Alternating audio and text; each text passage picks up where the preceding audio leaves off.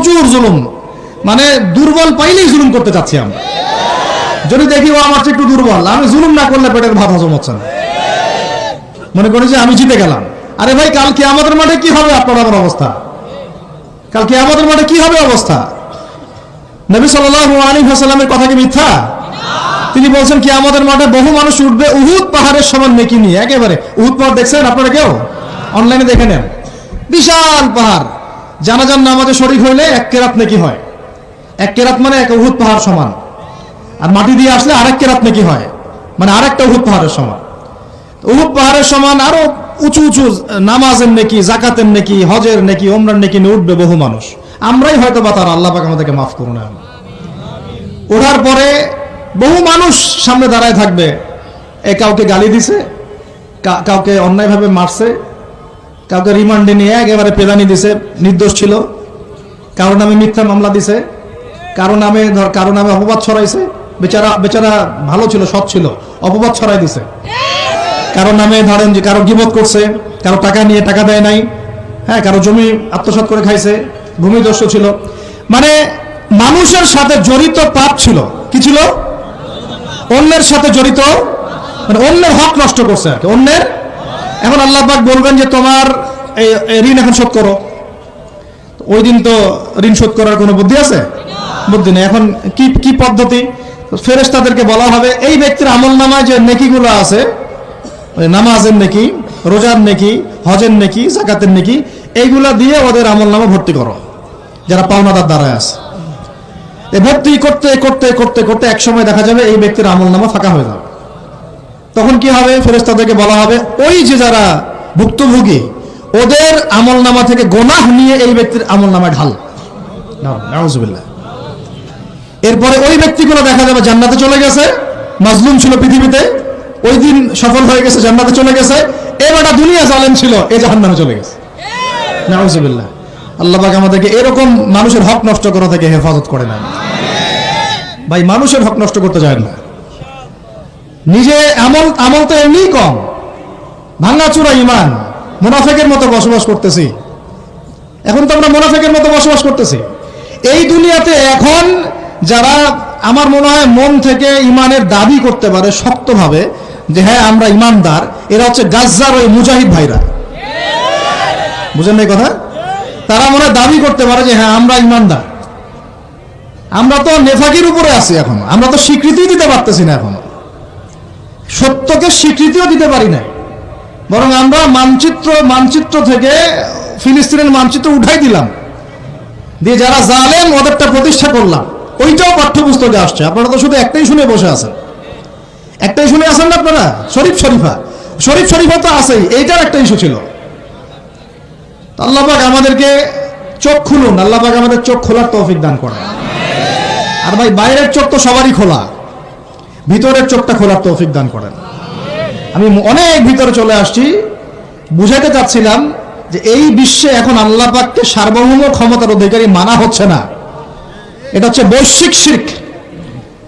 রাজনৈতিক ক্ষেত্রে আমরা আল্লাহর সার্বভৌমত্ব মানছি না, অর্থনৈতিক ক্ষেত্রে আমরা আল্লাহর দেয়া বিধান মানছি না, শিক্ষা ক্ষেত্রে আমরা আল্লাহ পাকের দেয়া শিক্ষানীতি মানছি না, সংস্কৃতির মধ্যে আমরা আল্লাহর সংস্কৃতি মানছি না, ব্যক্তি জীবনে, ইবাদতের জীবনে, পারিবারিক জীবনে, সামাজিক জীবনে আমরা আল্লাহ পাকের সার্বভৌমত্বকে বাদ দিয়ে মানুষের সার্বভৌমত্ব প্রতিষ্ঠা করেছি। আর আমরা তেলাওয়াত করতেছি তাবারাকাল্লাযী বিয়াদিহিল মুলক, আবার পড়তেছি কুলিল্লাহুম্মা মালিকাল মুলক, হে বলুন হে রাজত্বের অধিকারী, তুতিল মুলকা মান তাশা ওয়া তানজিউল মুলকা মিম্মান তাশা। আর তো জানেন না আপনারা, সূরা আলে ইমরানে আছে। তো আমাদের কথা আর বাস্তবতার মধ্যে অনেক ফারাক। আল্লাহ পাক আমাদেরকে কোরআন গভীরভাবে অনুধাবন করার তৌফিক দান করেন। খালি তেলাওয়াত করলেই হবে না ভাই, এর অর্থটা জানতে হবে। অর্থ না জানলে পরে তেলাওয়াত করলে নেকি হবে না এটা বলি নাই আমি, বলেছি শুধু তেলাওয়াত করলেই পুরো হক আদায় হয় না। শুধু তেলাওয়াত করলেই পুরো হক আদায় হয় না, 100 বার হয় না। আবার বলতেছি শুনেন ভালো করে, তেলাওয়াত করলে প্রত্যেক হরফে 10 নেকি হয়, কিন্তু শুধু তেলাওয়াত করলেই কোরআনের সম্পূর্ণ হক আদায় কোশ্চিন কালেও হয় না। এই যে অর্থগুলো না জানলে আপনি কিভাবে বাস্তবায়ন করবেন, বুঝবেন কিভাবে, কি বলেছেন আল্লাহ পাক কোরআনে? এই যে একটা আয়াত নিয়ে এতগুলো কথা বললাম, আপনারা এখন চোখ খুললো যে সারা বিশ্বে আল্লাহর সার্বভৌমত্ব সভরেন্টি নাই। এখন আমরা মানুষেরটা প্রতিষ্ঠা করেছি কিছু কিছু জায়গায়, ইল্লা মাশাআল্লাহ, কিছু কিছু জায়গায় আমরা মেনে নিয়েছি যে আল্লাহ পাকের সার্বভৌমত্ব ক্ষমতার অধিকারী। এখন তো এটা মানুষের হাতে উঠে দিয়েছেন। আল্লাহ পাক আমাদেরকে পাঠাইছেন দুনিয়াতে তার খলিফা হিসেবে। কি হিসেবে? তো আল্লাহর খলিফার কাজ কি? শয়তানের দাসত্ব করবে না আল্লাহর? বলেন, আল্লাহর খলিফার বৈশিষ্ট্য কি, ফাংশন কি? সে কি শয়তানের দাসত্ব করবে না আল্লাহর? সে কি আল্লাহর বিধান মানবে না শয়তানের? সে কি আল্লাহর সার্বভৌমত্ব মানবে না শয়তানের? তাহলে আমরা আল্লাহ পাকের কয়টা বিধান বাস্তবায়ন করতে পারছি? একজন আমাকে খুব কড়া ভাষায় বলছিলেন একদিন যে আপনি প্রথম ব্যক্তি মনে হয় বলেছেন ঢাকা হচ্ছে যে সিটি অফ আখিরুজ্জামান। আপনি চোখে দেখেন না ঢাকা শহরে এত এত মসজিদ আছে? বললাম যে এইটা আপনার চেয়ে আগে আমি দেখছি ঢাকা শহরে এতগুলো মসজিদ আছে। আমার কাছে হিসাব করা আছে কয়টা মসজিদ ঢাকায় আছে। তাহলে আপনি বললেন যে এটা সিটি অফ আখিরুজ্জামান। বললাম ঢাকা শহরে এতগুলো যে মসজিদ আছে কত বছর থেকে আছে? বলছে 50, 60, 70 বছর থেকে। তো বলো 70 বছরে কোরআনের আপনি একটা বিধান বাস্তবায়ন করতে পারছেন ঢাকায়? বলেন, পারছেন? ঢাকা শহরে কি চোরের হাত কাটা হয়? ঢাকা শহরে কি যে জেনার শাস্তি দেওয়া হয়? মদ পান করলে 40 লাঠি দেওয়া হয়? ব্যভিচার করলে রজম দেওয়া হয়? সমকামিতা করলে রজম দেওয়া হয়? ধর্ষণ করলে প্রকাশ্য মৃত্যুদণ্ড দেওয়া হয়? মসজিদ দিয়ে কি করবেন আপনি? বলেন, এতগুলো মসজিদে কি করবেন? মসজিদে আমরা নামাজ পড়ি, ব্যক্তিগত ইবাদত। আর মানুষের বাঙালিকে কারা জানি বুঝাইছে সারা জীবন যত ইচ্ছা পাপ কর, শেষ জীবন একটা মসজিদ বানায় যাইস বা মসজিদের সভাপতি হয়ে থাকিস। ঠিক আছে, যত ইচ্ছা কর, যা ইচ্ছা কর, সুদ খা, ঘুষ খা, সব কর, শেষে একটা মসজিদ বানাই দিস। কারণ হাদিসটা হচ্ছে মান বানা লিল্লাহি মাসাজিদান বানাল্লাহু বাইতান ফিল জান্নাহ। কেউ যদি আল্লাহর জন্য একটা মসজিদ বানায়, আল্লাহ পাক তার জন্য জান্নাতে একটা ঘর বানাবে। ব্যাস, এই হাদিসের উপর আমল করে কবরে যাবে।